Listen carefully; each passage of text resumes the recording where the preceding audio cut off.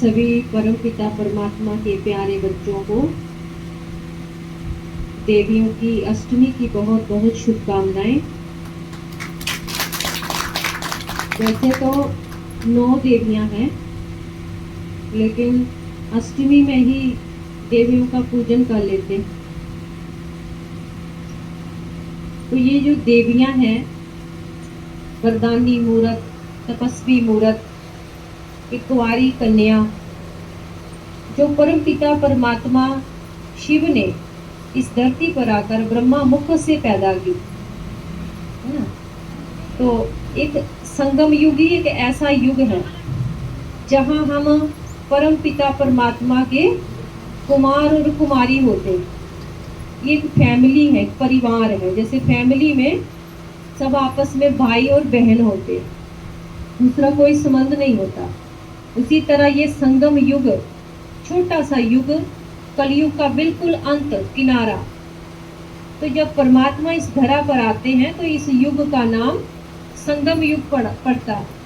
तो इस युग में परमात्मा शिव जो हमें मत देते हैं, जिसे श्रीमत कहते हैं, उस श्रीमत पर चलने वाले बच्चे ब्रह्मा के कुमार और कुमारियां बनते हैं। यानी आपस में हम भाई और बहन हैं, ज्ञान में चलने वाले।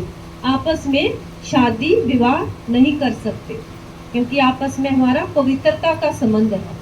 तो ये पवित्र देवियां, ब्रह्मा की कुमारियां, तो इन्होंने परमात्मा शिव का ज्ञान घर घर में दिया, सभी का कनेक्शन परमात्मा से जुड़वाने का पुरुषार्थ किया।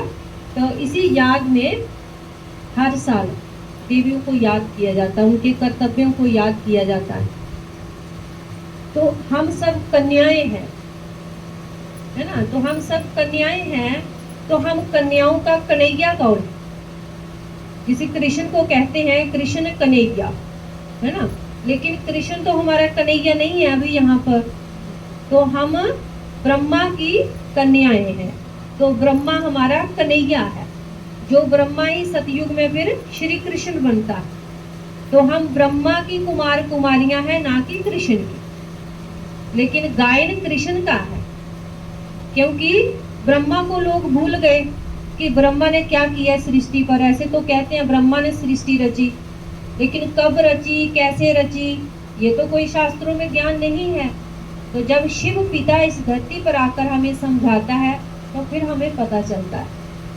तो देवी के साथ देखो एक असुर दिखाया जाता है, भैरव, है ना। तो पहले भैरव की पूजा होती है, फिर माँ की होती है। तो क्यों?